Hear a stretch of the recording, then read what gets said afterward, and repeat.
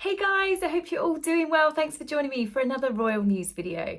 So, starting off the week a little bit later for me, but exciting things happened at the weekend. As most of you know that saw on the community page, I met another YouTuber, Lady Colin Campbell.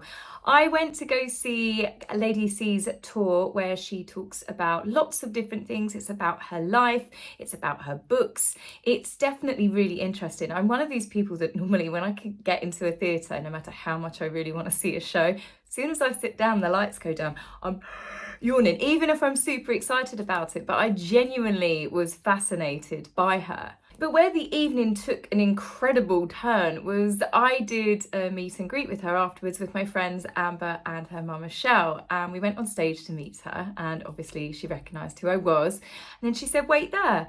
And we went to have a drink afterwards, and the theatre was actually closed because it was late. So we went to the pub, the Black Jug, which is just over the road from the Capitol Theatre. So I went to the pub with Lady C. It was quite a different turn of events. Had a lovely time. We were there for about 45 minutes or so. Then last orders were called. Lots of people recognised her. Some had been to the show. She definitely had more than a few gentlemen offering to buy her a drink. And at one point she was surrounded by a group of young lads who wanted selfies with her. It was a really random, not expected, but a wonderful evening. So then when it came time to go home, we had obviously got out of the dressing room before we went to the pub. The gorgeous and adorable Totty and Mickey who were with us, and they are so affectionate. They're really sweet and really well behaved, better behaved than my dogs in the pub, that's for sure. So Amber and Michelle, they went their way to go home. I walked Lady C back to her car and I was going to get a taxi, and she offered me a lift home. So I sat in the rear seats of Lady C's car. I was driven home, I was chauffeured home by Lady Colin Campbell. I honestly, when I said goodbye to her, I went in my house, I shut the door and I was like, that really just happened. So yeah, really, really fun night out. It's so lovely to meet her. As I said, she really is wonderful, nicer than what I'd ever expected. And I certainly didn't expect to go to the pub with her afterwards. Now, speaking of incredible evenings, that brings me to the BAFTA Film Awards, which was on at the weekend, and we saw the incredibly handsome and dashing Prince William sporting a rather lovely blue velvet jacket, which obviously these jackets are now his signature style. The Prince spent plenty of time meeting people that had turned up, members of the public that wait patiently so they can see all of the stars as they arrive on the carpets with their beautiful dresses. They certainly didn't disappoint. Some incredibly talented and gorgeous looking men and women from Hollywood. Hollywood invaded the UK actually. We had Ryan Gosling, we had Emma Stone, Kate Blanchett, Emily Blunt,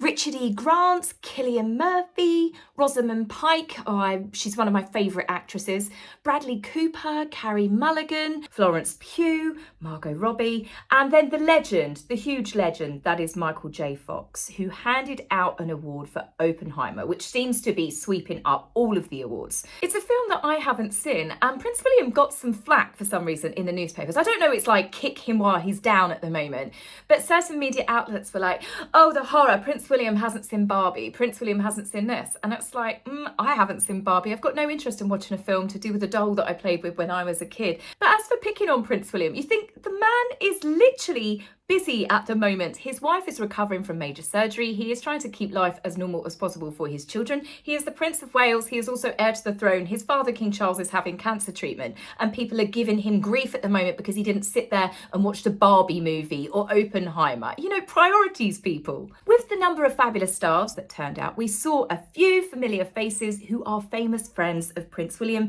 It's very clear to see that he has a very warm relationship with Kate Blanchett, who is part of the Earthshot Prize. She is often there helping to present awards, but he also met with David Beckham. It's very clear that Prince William and Catherine won the Beckhams in the divorce between Harry and Meghan, but that's because Harry treats all of his friends as he does his family, and that is badly. In fact, when that is all said and done, this whole event, you look at the way that Prince William interacts with stars, with actresses, with people even that are hosting the events, people that work for the organisation.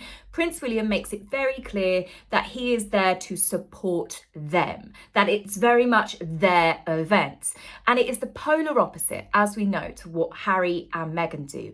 And the 3-day holiday that they had in Whistler, which was to be a big advert advertising the Invictus Games 2025, only proves that. It has been absolutely crazy, the amount of coverage that Harry and mainly Meghan have got, playing up to the cameras. Meghan in 3 days, I think it was like last count, $50,000 worth of new clothes. Harry wasn't even wearing Invictus Games merchandise. No, he seemed to have got his own merchandising deal with this particular brand. This was meant to be an advert for the first ever Winter Games held by the Invictus Games. It was supposed to be a huge event. I didn't see any coverage to do with the veterans, their families, the equipment that they're using, interviews on how they feel, extra training that they might have needed to undertake. Are people already taking part, or have they taken part in various other sports? It would have been genuinely interesting, because people only care about the Invictus Games because of the veterans, and people are turning off because it is turning into the Meghan Markle Games, the Invictus Games, as some other people have called it. Now, if Harry and Meghan hogging the limelight, Harry doing a TV interview, which I'll come to shortly, wasn't enough, Michael Bublé has lost some fans here. Michael Bublé, however, in doing what he did, sums up everything that is wrong with Harry and Meghan's takeover of the Games no longer being about the veterans. And that is, he sung My Way by Frank Sinatra. It's had a few minor tweaks by Paul Anka, who rewrote the lyrics, so Michael Bublé could dedicate the song to Prince Harry. As Paul Anka said in his tweet, the song was for Harry and Meghan for their contribution to the Invictus Games. And everyone said the same thing. Exactly what contribution has Meghan put into the Invictus Games? She's turned it into her own fashion show. It's quite clearly obvious that the Invictus has been spending a lot of money to go towards the couple's expenses, travel, security, because this came out with a recent whistleblower when those two executives got sacked. Harry and Meghan are happy to take money off the foundation. They cancelled a huge fundraiser for the Invictus Games. They do nothing to promote the Invictus Games at all throughout the year. They only turn up for these events to use it to promote themselves. Plus, on top of that, if Michael Bublé is going to rewrite a song and dedicate it to someone, wouldn't you think it'd be better off actually being dedicated to the veterans? You know, the actual people that the Games are meant to be about? No, this was to honour Prince Harry. Needless to say, it was cringe-worthy as hell, and lucky you, I think that it's copyrighted, so I will not be playing it, but trust me, it's cheesy. So yes, with Michael Bublé dedicating a song to Prince Harry and Meghan because they did it their way. Then you had Meghan's fashion show, you had the Good Morning America TV interview. Harry and Meghan made sure that the 3 days Invictus Games advert that it was meant to be was purely about them. They kicked the hornet's nest of more royal family drama. They also launched the website the day before that they flew out there. They are using the Invictus Games. They're not even hiding it anymore. They are using it for their own little promotional tour. It's clearly obvious that Meghan lapped up the attention. She wanted the attention on her, and more pointedly, her engagement ring. That got a showing. I mean, who sits there and talks like that the whole time? You know that she wanted it picked up by the newspapers that she was finally spotted wearing her engagement ring. The only time we didn't have Meghan doing the pose with the ring, did you see my ring, was when she wore giant's gloves. But she didn't need to wear her engagement ring to prove that Harry is hers, because she stuck to him like a limpet that clings to a rock for dear life. She had a death grip around his arm at one point. Now, Michael Bublé was there with his wife, Louisiana. And you see photographs of those two interacting. They look cute. They look like a normal couple. He's standing behind her. He's hugging her. She's holding his hand. Harry and Meghan are near enough two different sides of the court. Meghan looks super, super happy. When she was stood at the front, she was getting a lot of attention. She even several times kept stepping in front of Michael Bublé and Louisiana. I guess it's to make sure that she's definitely front and centre of all the photographs. She can't help herself.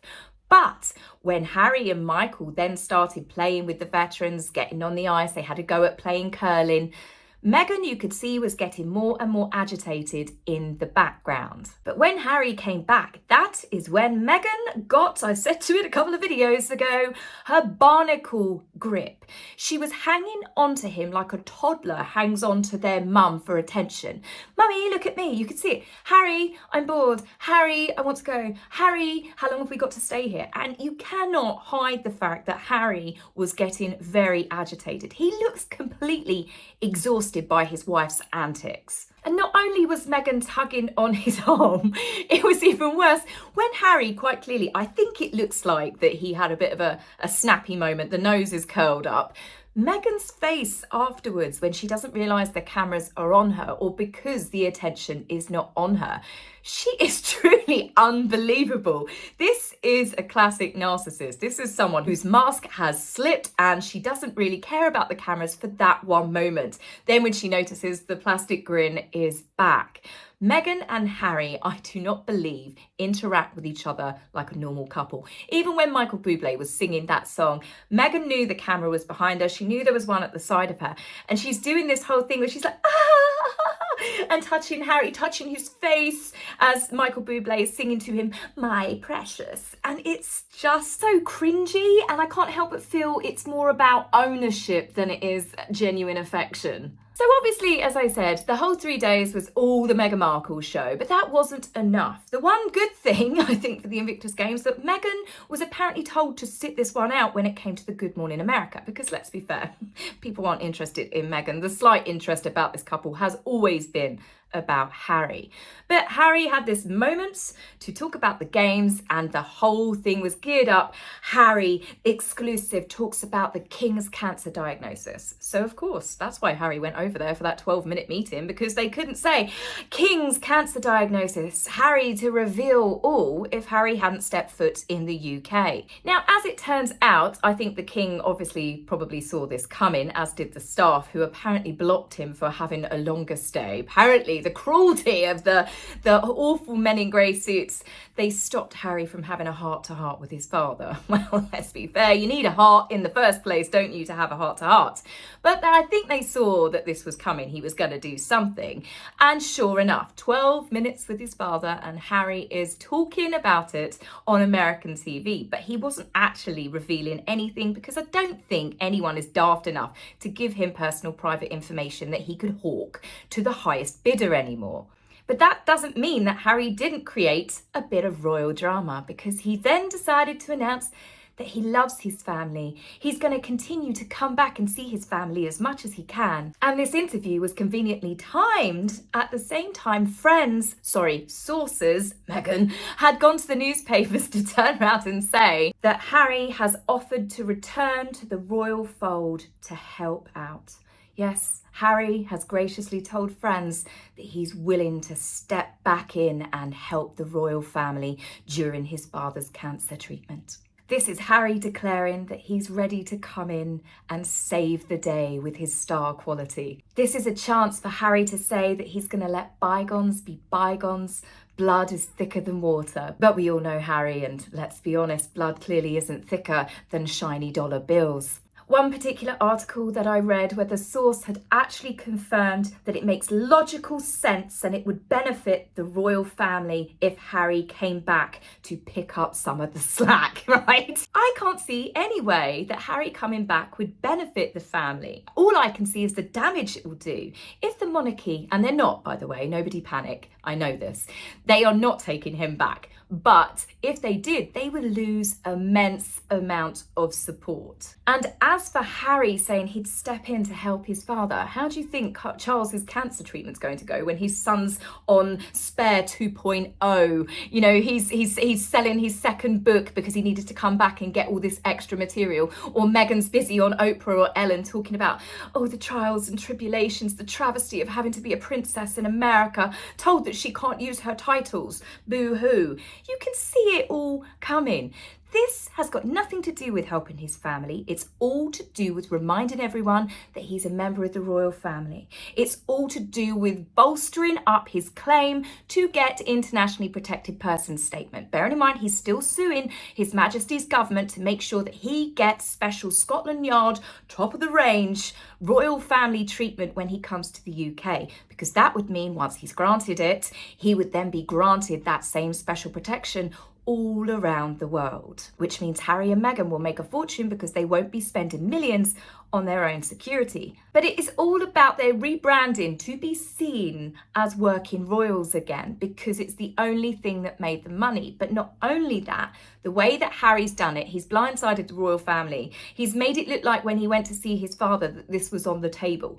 As you can see from the number of news articles that I'm posting here, no, it is not on the cards. But it's very clever the way that Harry's done this. He's picked a moment when Prince William is vulnerable. He's vulnerable because he is worried about Catherine. He's worried about his children. They are very young and their mother has gone through some serious surgery and recovery. He's worrying about his father. You know, they both lost their mother. People seem to forget that. Prince William is heir to the throne. He can't just worry about his father and worry about his wife. He's also the Prince of Wales. He has got all these responsibilities. Plus, he's trying to keep life as normal as possible for his children and help his wife in her recovery. So Harry has picked a moment when his brother is very, very preoccupied to turn around and throw this grenade. It is a stealth attack. It isn't about compassion. This is about Harry making it all about him, because he has done since the King's cancer diagnosis. All we've heard is Harry's coming to the UK. Harry wants to step in. Harry loves his family. Harry forgives his family. I'm thinking that's a bit rich, isn't it, Harry? You forgive your family? How magnanimous of you. I mean, truly. His compassion knows no bounds, does it? This is the same Harry that trashed his grandparents as in their final months, as they were dying. Oprah, Prince Philip was dying. If Harry truly had any compassion in his soul, when his grandfather did die and he realised then it wasn't a way to muzzle Meghan, as she decided to get her sources to put out there, he genuinely was sick. He did die. It reminds me of Spike Milligan's tombstone. I told you I was sick. What did Harry do? He didn't go, oh my gosh, I can't believe I did that. He doubled down. He did podcasts. He did the Me That You Can't See. They did Netflix. And knowing that the Queen was also very sick, Netflix again. He didn't bring the grandchildren over to see her. He didn't come to his grandfather's memorial. He absolutely abused, in a way, his older grandparents in their final years. He did, with his wife, one of the worst attacks the monarchy has ever gone through, because it came from inside their own walls. This was a much-loved family member. This isn't a disgruntled member of staff that moaned about having to stack Andrew's teddy bears. It is absolutely savage and brutal and cold to the bone, the amount of attacks that Harry and Meghan have done to that family. Yet all of a sudden, Harry's decided that he's willing to forgive and let bygones be bygones. And the palace are meant to go, oh, he's here to save the day. Let's give him a hug. Come on, seriously. Forget that they're the royal family. If that was a member of your family and you think of all the things that Harry and his wife did, you wouldn't invite them to so much as a family party, would you? Let alone, oh, come back and work for the family business, even though you screwed us all over multiple times and tried to destroy the family business publicly for a paycheck. Come back in, we'll welcome you home anytime. I mean, the fact is, Harry got to see the Queen finally after the Queen turned around and said to him, you need to see your father before you see me. So Harry fleetingly saw King Charles, then Prince Charles. He saw the Queen. What did he do? The next day, and funnily enough, perfectly timed the Invictus Games, he was on the Today Show, telling the world that he was the only one that his grandmother trusted and she didn't have good people around her. Well, he finally came over to see his father, got 12 minutes with him, and then straight away he's on Good Morning America. I love my family. I want to step up for my family. He's made it look like that the King has turned around and said in those brief 12 minutes, there is definitely a door that's willing to be open for you, Harry. And I call bullshit. Now, this isn't just about Harry and Meghan cashing in on their royal titles. They're reigniting the fact, don't you know that we're semi-royals? We actually work for the crown still. It's them absolutely stirring the pot because, as I said before, they want a reaction. Now, by Harry suddenly saying this and making it look like that his father was complicit in those 12-minute meetings, oh yes, well, you know, there's been discussions and things. Harry knows that he can come in and save the day. They are laying the victim narrative. No one in their right mind believes that the royal family is suddenly going to go, oh yeah, let's just pull up the drawbridge. Would you like us to pack the royal vault for you for your next exit? They know that Harry and Meghan cannot be trusted. They are not stupid. That's why Harry did only get a 12-minute meeting and the Queen made sure she was there. And I think that staff possibly were also there taking minutes. It was little more than a business meeting because they know that Harry is going to pave the way for the next victim narrative. Harry and Meghan don't make money because of their association to the royal family. They make big money by trashing the royal family. So by Harry now launching this latest moment of saying, I'll come back, I'll save the day, because he knows the palace is going to turn around and say, not on your Nelly, sunshine. And we have had bite backs from the palace by basically saying the Sandringham summit still stands. There is no half in, there is no half out. That's the way it is. Harry can now go, I was blocked by palace staff. The evil men in grey suits stopped me from having a heart-to-heart with my father. Prince William has said that there is zero chance of Harry ever being allowed to return to the royal fold. Yes, his arch nemesis has cruelly stopped Harry from coming back and spending quality time with his family. You can hear it, can't you? It's that nasty royal family. Poor Prince Harry. Didn't you know when he was 11 years old he had to walk behind his mother's coffin? And now his evil brother and the palace staff are so power hungry they're stopping Harry coming back with his star quality to save the day. It's so ridiculous.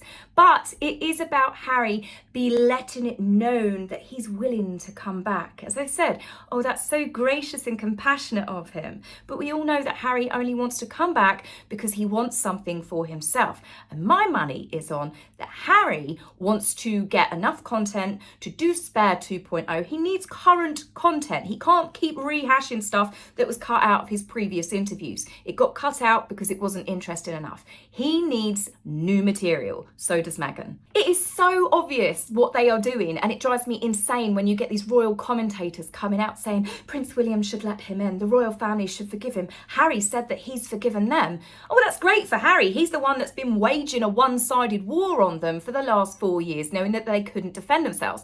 He's lied about them. He's betrayed them. He has been disloyal in every possible way a human being can be disloyal to another. Just because 2 weeks ago that they hastily decided that they were going to rebrand again, they bought the Sussex Royal website only probably 2.5 weeks ago off a businessman. They have trademarked their children for future business ventures. They dusted off Meghan's crest, didn't they, to use, and they put it on a regal blue style website. It doesn't change anything. They might want to pretend none of it happened. It's all to do with monetary gain. It's about rebranding, but the public are never going to forget, especially with what they did to the Queen. Harry has shown he cannot be trusted. He's not just betrayed his family, he betrayed his oath, he betrayed his allegiance and all things that he swore to when he joined the army as well. Harry's talking about he might become a US citizen. Okay, so you're going to swear allegiance to the United States of America and drop your titles?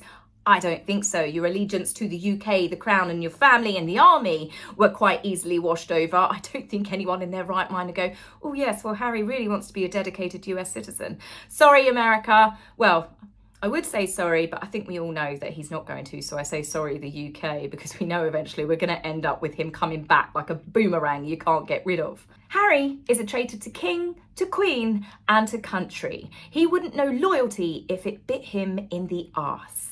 Which brings me to my final story and two people that would have happily bit Harry where it hurts. And that is actually two guests of Queen Camilla that she recently hosted at Clarence House. The two beauties who would happily oblige, I'm sure, who are more loyal than what Harry would ever be, are called Storm and Maggie.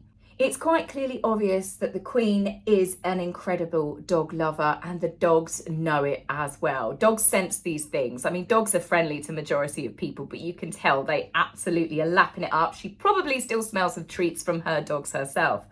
These two beautiful doggies were invited to Clarence's house, where they got their very own thrones to sit on.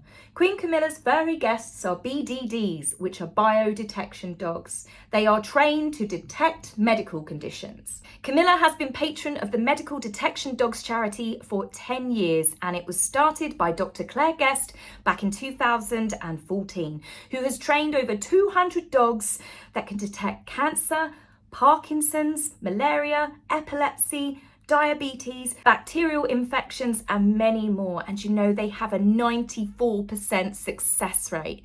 Dogs are incredible. Obviously, I'm biased, you know I am, but they are incredible, and sometimes I do not think this world deserves dogs. But it did make me think with this particular storyline, perhaps we could train dogs to be automatic lie detectors. Maybe they could detect when someone is bullshitting. That way, when Harry next comes over for his 12-minute meeting, the king can have himself surrounded by a circle of dogs, and when Harry tells his next load of porcupines, the dogs can say, lie detective. I'm pretty certain that should shave at least 11 minutes and 30 seconds off Harry's next visit. So guys, that's it for me on this video. I will be talking about Prince William and Prince Harry, about them both wading into so-called political issues in my next video.